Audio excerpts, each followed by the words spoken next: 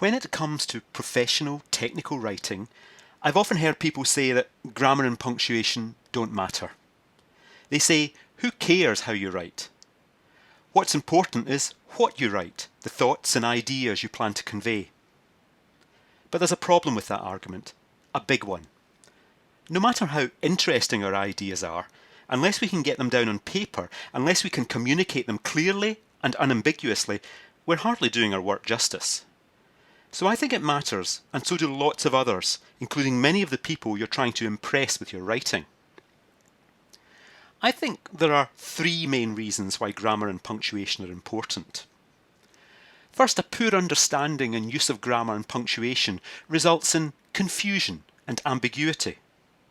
Second, I think it can lead people to judge us poorly. They see bad writing and by extension they assume the work must be bad too. And lastly, I think it's important because it's one of the reasons why we find it difficult to get started with our writing in the first place. Let's look at these reasons a little more closely. Here's a simple statement. Let's eat, kids. But take away that comma, and suddenly you change the meaning entirely. Suddenly it becomes a lot more sinister. The placing of a simple punctuation mark, like a comma, can change the meaning of a sentence. So don't let anyone tell you that commas don't matter. Here's another example. What does this panda do? She munches her way through the bamboo and she eats, shoots and leaves. But add a comma, and again the picture changes radically. Suddenly after lunch we have a gun-toting bear firing off a few rounds before going out. And a last one for the vegetarians among you. Want to know what's in that goat's cheese salad? A comma makes all the difference, doesn't it? So punctuation changes meaning, and if we think it doesn't matter, then what we write will often be unclear and unhelpful to our reader. What about that second reason, judgment? Overall, I think good grammar and punctuation are a bit like the background music or the incidental music in a movie. When the music is good, when it fits exactly with what you're watching on the screen, you barely notice it at all. But when the background music is bad, it's jarring. It's all you can hear, and it can be very distracting.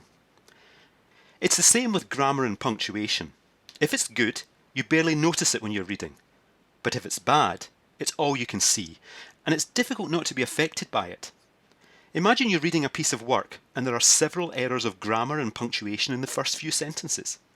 It's hard not to be prejudiced, not to think that this is going to be heavy going, that this is going to be a poor piece of work, that if the person writing it doesn't even know how to use a comma or an apostrophe, say, how will they be able to impress you with their ideas? Here's what one commentator said about that. Examiners appreciate work which is logically presented, focused, succinct, and in which signposts are used to help readers to understand the path they're taking through the work. All good advice.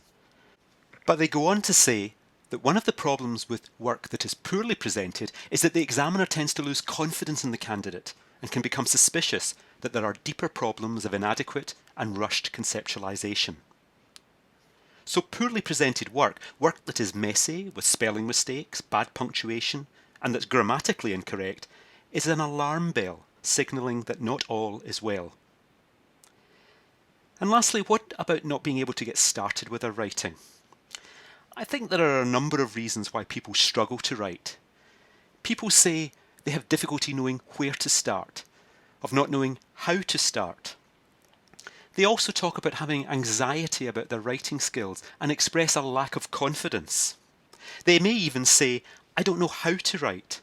What they're really saying is that they struggle with the mechanics of writing, the spelling, the grammar, the punctuation. When you lack confidence in these aspects of writing, you often feel you can't write at all. You're often more daunted than ever by that big blank page. But most of the rules of grammar and punctuation in English are quite simple and easy to learn. And when it comes to the problems we have in writing, it's probably the easiest one to fix.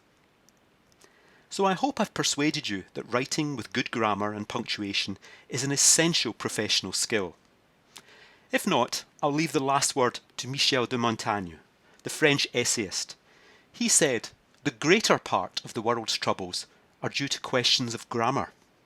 Maybe so, but at least it's a problem we can fix. If you would like to find out more about writing, why not subscribe to this channel, or take a look at 2 of my books which were written specially for those who find it difficult.